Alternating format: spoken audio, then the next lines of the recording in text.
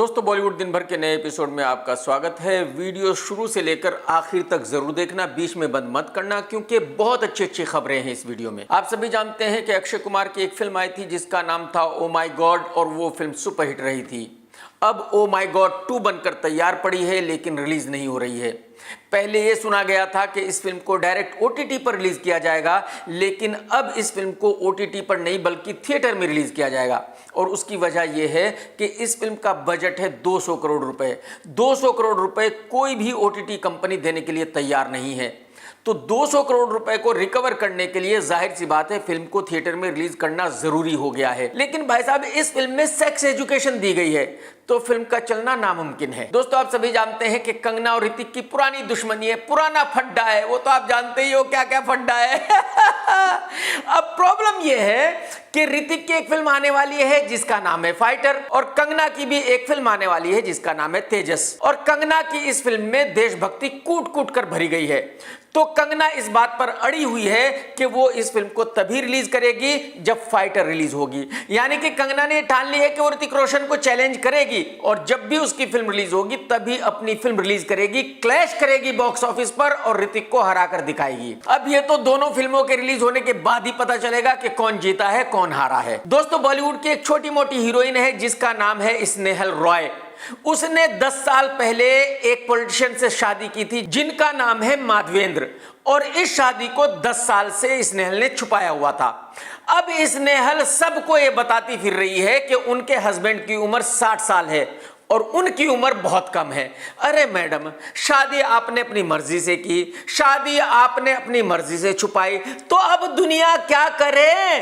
क्या दुनिया डूब मरे अगर आपके पति 60 साल के हैं? भाई, किसी ने जबरदस्ती तो आप पे की नहीं थी, आपने अपनी मर्जी से शादी की, तो आप एंजॉय कीजिए, खुश रहिए, बात खत्म। दोस्तों, एक बहुत ही खतरनाक न्यूज आ रही है। सुनने में ये आ रहा है कि आयुष्मान खुराना डबल ढोल की गांगुली की बायोपिक में काम करेंगे, यानी कि वो गांगुली का रोल निभाएंगे। अरे खुराना साहब, ऐसा मत करो, मजाक मत करो भाई साहब। भाई साहब, आप जब लड़की का रोल करते हो तो बढ़िया लगते हो, जब आप गे का रोल करते हो तब भी बढ़िया लगते हो। भाई गांगुली का रोल ऐसा मत करो। भाई साहब, आप सपने में भी कैसे सोच सकते हो कि आप क्रिकेटर हो? ऐसा ना करो भाई साहब, फिल्म सुपर डुपर डिजास्टर हो जाएगी। खुराना साहब, प्रोड्यूसरों को मत डुबाओ, ऐसा मत करो भाई साहब। दोस्तों, कुछ दिन पहले एक इंग्लिश फिल्म रिलीज हुई थी जिसका नाम था फास्ट एक्स, और उस फिल्म ने 100 करोड़ का बिजनेस कर लिया है इंडिया में। आप अंदाजा लगाइए कि आज की तारीख में एक इंग्लिश फिल्म 100 करोड़ का बिजनेस कर रही है और हिंदी फिल्म 25-30 करोड़ पे ही खत्म हो रही है। आप अंदाजा लगाइए कि उस फिल्म के एक्टर यहां नहीं आते, कोई प्रमोशन नहीं करते, ना उन फिल्मों का ट्रेलर रिलीज किया जाता है, ना गाने रिलीज किए जाते हैं, ना ही मीडिया को एंटरटेन किया जाता है, और इसके बावजूद भी 100+ करोड़ का बिजनेस करती है। तो आप सोचिए कि बॉलीवुड की कितनी भारी बेइज्जती है कि जो बॉलीवुड का घर है उसी में घुसकर इंग्लिश एक्टर हिंदी एक्टरों की ऐसी की तैसी कर रहे हैं। ये सब देखकर बॉलीवुड वालों को थोड़ी बहुत तो शर्म आनी ही चाहिए, लेकिन भाई साहब, इनको शर्म आने का सवाल ही पैदा नहीं होता, क्योंकि इनसे बेशर्म आदमी तो दुनिया में कोई दूसरा है ही नहीं। अरे भाई साहब, ये 100 में से 98 फिल्में फ्लॉप बनाते हैं, फिर भी अपने आप को जीनियस कहते हैं, तो ये लुक्खे कभी शर्म कर सकते हैं? ऐसा हो ही नहीं सकता। दोस्तों, आप तो जानते हैं कि सन्नी देओल के बेटे करण देओल की एक फिल्म आई थी और सुपर डुपर डिजास्टर रही थी, और तब से अब तक वो लड़का इंतजार कर रहा है कि कोई दूसरा प्रोड्यूसर एक्टर उसके साथ काम करे, लेकिन कोई भी डायरेक्टर या प्रोड्यूसर उस लड़के के साथ काम करने के लिए तैयार ही नहीं है।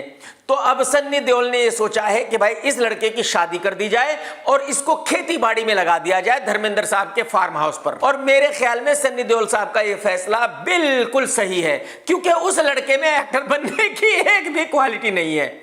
और बात यही खत्म नहीं होती, बल्कि जो सन्नी देओल का दूसरा बेटा है और जो बॉबी देओल का बेटा है, उन दोनों की लॉन्चिंग भी कैंसिल हो गई है, क्योंकि देओल फैमिली अपना पैसा फिल्म पर लगाने के लिए तैयार ही नहीं है, और कोई दूसरा निर्माता निर्देशक उनके साथ फिल्म बनाने के लिए तैयार नहीं है। अरे सन्नी भाई और बॉबी भाई, मुझे आप ये बताइए कि लड़के आपके हैं, इनको हीरो आप समझते हो, तो कोई दूसरा निर्माता अपने पैसे बर्बाद क्यों करेगा? भाई साहब, अगर इनको हीरो बनाना है तो आप अपने पैसे खर्च कीजिए और फिल्म बनाइए। फिल्म चलेगी तो ये हीरो बनेंगे, नहीं चलेगी तो नहीं बनेंगे, और वो तो आपको भी पता है कि फिल्म चलने के कोई चांस नहीं है। इसीलिए आपने लॉन्चिंग कैंसिल की है। ठीक किया, बहुत सही डिसीजन है भाई साहब। दोस्तों, डबल ढोल की मीठे त्रिपाठी की एक फिल्म बन रही है जिसका नाम है अटल। ये अटल बिहारी वाजपेयी जी की कहानी पर फिल्म है और कमाल यह है कि इस फिल्म का बजट है 30 करोड़ रुपए। इस फिल्म की शूटिंग दिन रात चल रही है, मतलब जल्दी से जल्दी निर्माता इस फिल्म को खत्म करना चाहते हैं और रिलीज करना चाहते हैं, क्योंकि उनको लगता है कि यह फिल्म ब्लॉकबस्टर होगी। उनको लगता है कि बीजेपी इस फिल्म को सपोर्ट करेगी, जबकि हकीकत यह है कि बीजेपी वाले बिल्कुल भी इस फिल्म को सपोर्ट नहीं करेंगे। बीजेपी वाले चाहते ही नहीं है कि अटल जी पे कोई फिल्म बने।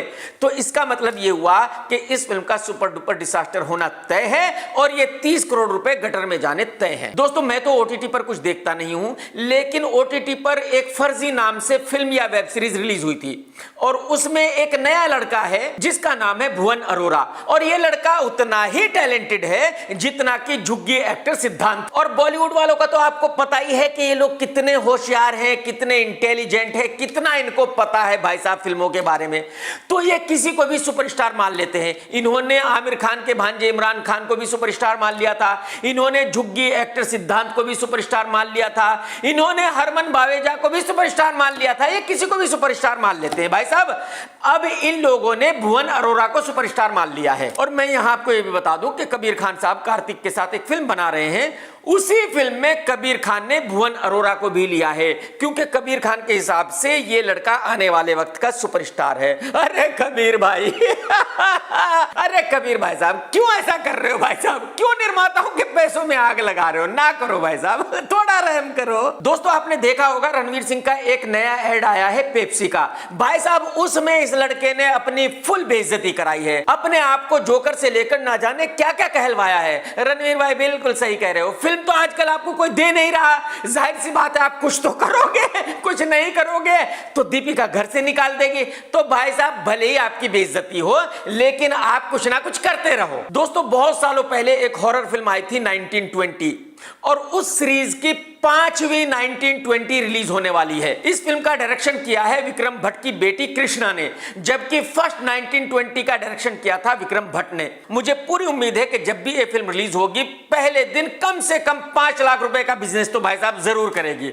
बाकी जब फिल्म रिलीज होगी तब देखा जाएगा। दोस्तों, आप सभी जानते हैं कि आजकल नसीर साहब बहुत भड़के हुए हैं। वो सरकार को भी गालियां दे रहे हैं, वो इलेक्शन कमीशन को भी गालियां दे रहे हैं, मतलब जो उनके सामने आता है उसको गाली दे रहे हैं। इसकी वजह शायद यह है कि मालेगांव के सुपरस्टार उनके बेटे विवान की एक फिल्म बनकर तैयार पड़ी हुई है, और भाई साहब उस फिल्म को कबाड़ी भी खरीदने के लिए तैयार नहीं है। रिलीज होना तो दूर की बात है। तो जाहिर सी बात है, नसीर साहब भड़के हुए हैं और अपने बेटे का बदला लेने के लिए सबको गालियां दे रहे हैं। दोस्तों, आप सभी लोग जानते हैं कि कल्लू भाई और नवाबों की छठी औलाद सारा अली खान की एक फिल्म रिलीज हुई है जिसका नाम है जरा हटके जरा बचके।